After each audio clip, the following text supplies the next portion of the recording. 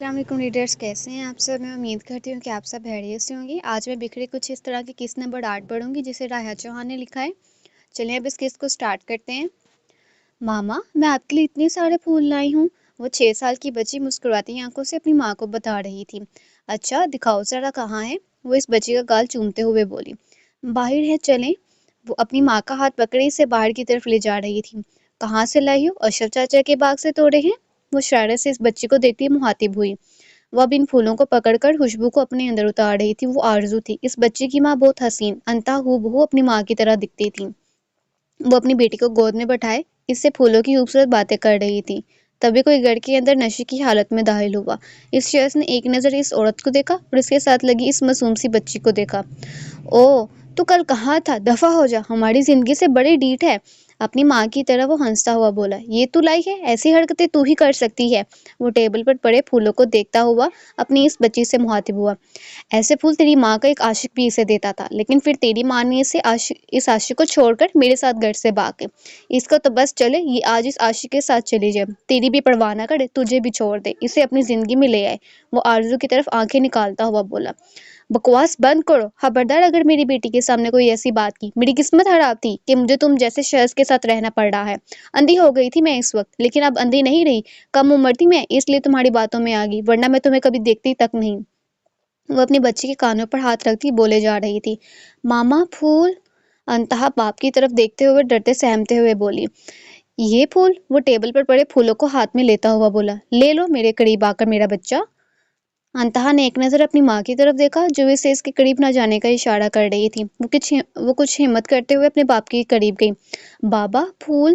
ایک زوردار آواز گھر کی دیواروں سے ٹکرائی تھی۔ وہ انتہا زمین پر گری تھپڑ کے صدمے میں تھی۔ آرزو فوراً بھاگتے ہوئے انتہا کو خود میں چھپانے لگی، جبکہ وہ شخص ان پھولوں کو زمین پر پھینک کر ایسے روند رہا تھا جیسے ان پھولوں کی اہمیت ہی نہ ہو۔ جیسے جیسے پھول اس شخص کے پاؤں کے نیچے دب رہے تھے، ویسے ویسے انتہا بھی زمین کے اندر دفن ہو رہی تھی۔ اگر آج کے بعد تو اس گھر میں پھر سے پھول لائی تو زندہ دفن کر دوں گا۔ ایسے ہی تیری طرح پھول زیان نامی شخص بھی دیتا تھا اس عورت کو۔ میں نے سوچا تھا تجھ سے شادی کروں گا تو امیر کبیر ہو جاؤں گا، لیکن وہ تیرا باپ ساری جائیداد سے تجھے نکال باہر پھینکا۔ یتیم کو دینے کے لیے تیرے باپ کے پاس بڑا کچھ تھا، لیکن صرف تجھے دینے کے لیے کچھ نہ تھا۔ وہ شخص ادھورے ٹوٹے پھوٹے لفظوں میں اپنی بات بول رہا تھا کہ اچانک سے اٹھتا چلتا ہوا باہر کی طرف چلا گیا، جبکہ پیچھے انتہا کی سسکیاں گونجنے لگیں۔ جو اچھے سے جانتی تھی وہ شخص کسی کو نہیں بخشنے والا۔ وہ ایک درندہ انسان ہے جس کی زندگی صرف اور صرف نشہ ہے اور کچھ نہیں۔ اگر اسے پتا ہوتا کہ اس کی زندگی اس سے شادی کر کے ایسے برباد ہوگی تو وہ کبھی بھی شادی نہ کرتی اس سے۔ اس نے اپنی اور اپنی بیٹی کی زندگی برباد کر دی۔ اس نے کچی عمر کا کچا سودا کیا تھا۔ کم عمر میں گھر سے بھاگ کر اس نے اپنا بہت بڑا نقصان کیا تھا۔ وہ کتنی خوش تھی اپنی پرانی زندگی میں۔ کاش کی زندگی سے ایک اور دوبارہ موقع دیتی، لیکن زندگی موقع ہی تو نہیں دیتی۔ گاڑی ایک عالیشان خوبصورت محل کے آگے آ کر رکی۔ گھر آ گیا ہے۔ مراد نے ایک نظر اسے دیکھا جو اپنے ہاتھوں کے ساتھ الجھی ہوئی تھی۔ جی اچھا۔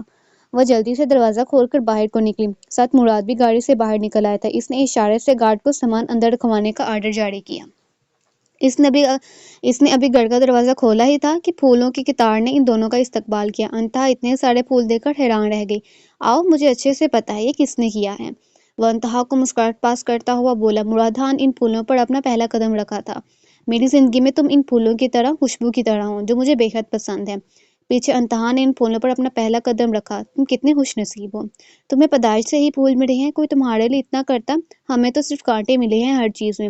سب کچھ تمہارے پاس ہے اور شاید میرا آدھا حصہ بھی۔ اب مراد آگے سیڑھیوں پر گیا جہاں پھولوں کی قطار بنی ہوئی تھی۔ اب وہ اپنے قدم اوپر کی طرف لیے جا رہا تھا۔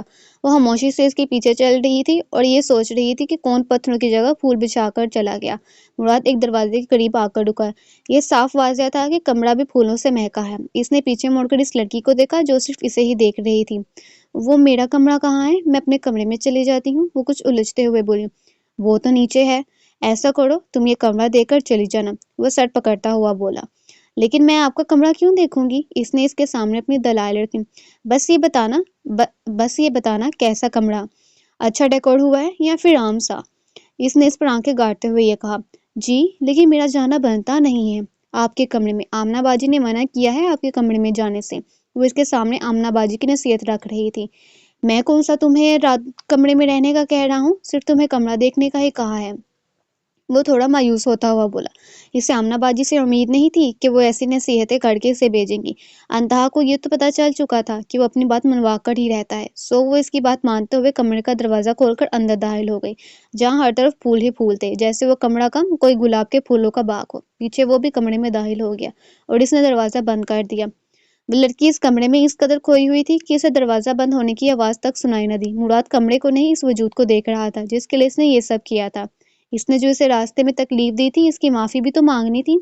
सो इसने ये तरीका आजमाया, फूलों से इस्तकबाल करके इस लड़की का। अंतहा ने अपनी नजर घुमाकर बेड की तरफ देखा, जहाँ पे एक फिक्रा लिखा हुआ था, वेलकम माई स्वीट हार्ट। वो अपने होंठों पर मुस्कुराहट सजाते हुए मुस्कुराई। मुराद ने आज पहली बार इसे मुस्कुराते हुए देखा था। इसने आज अपनी मोहब्बत का पत्ता फेंका था। इस लड़की की आंखें इसे माजी के एक हादसे की तरफ लगीं कि अचानक इसे इस कमरे में अब अपना सांस बंद होता हुआ महसूस हो रहा था। मुराद को अंतहा के चेहरे का रंग बदलता हुआ महसूस हुआ। इसने इसका हाथ जोर से थाम लिया था, लेकिन इसे तो कुछ महसूस ही नहीं हो रहा था। क्या हुआ है अंतहा? वो परेशानी से देख रहा था। बाबा, मुझे मत मारे, मैं नहीं लाऊंगी फूल आइंदा। वो सही कहते ही थे।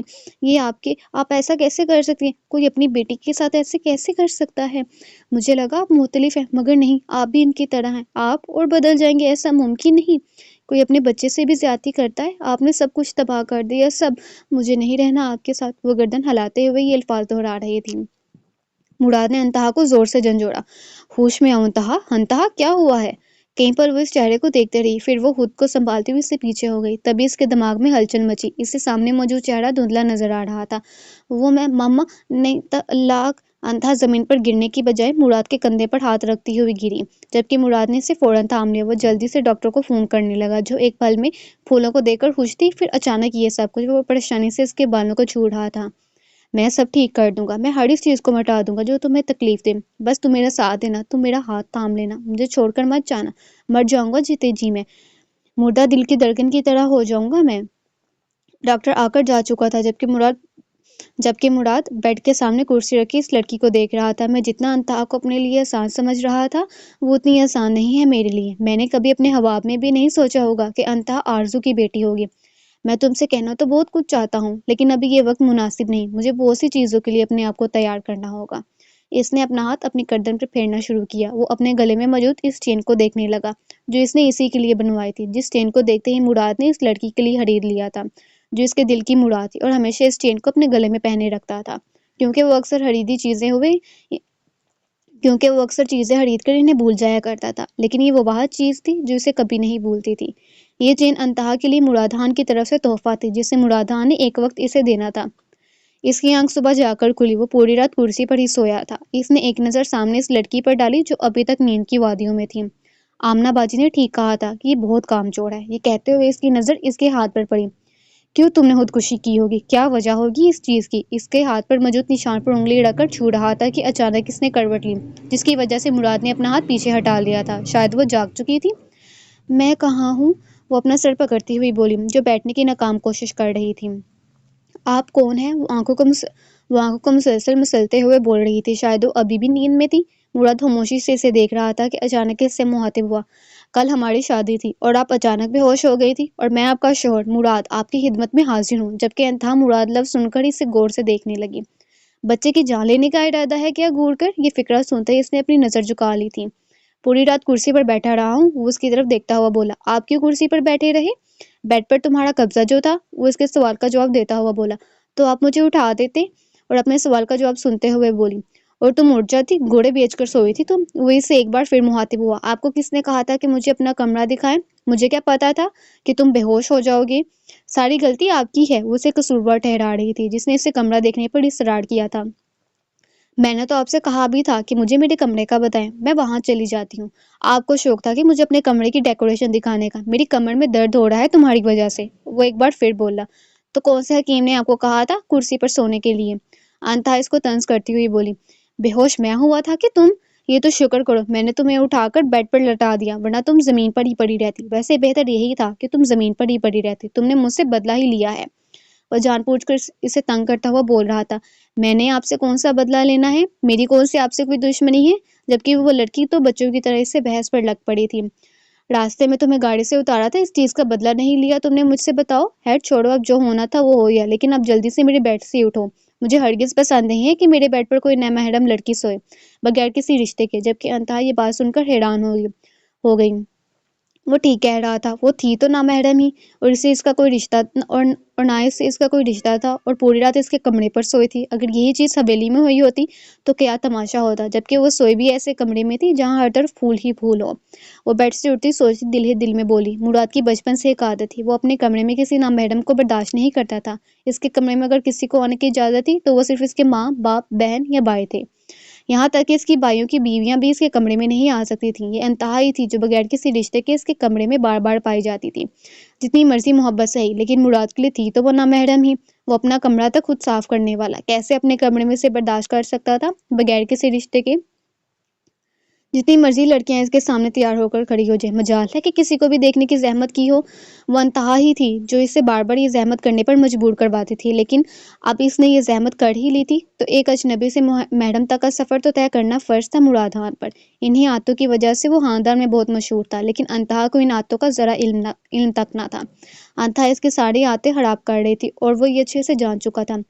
نیچے آ جاؤ، ناشتہ کرتے ہیں پھر، وہ کہتا ہوا کمرے سے جانے لگا، جبکہ پیچھے انتہا اسے سنتی رہ گئی۔ پاگل نہ ہو تو کہیں کا۔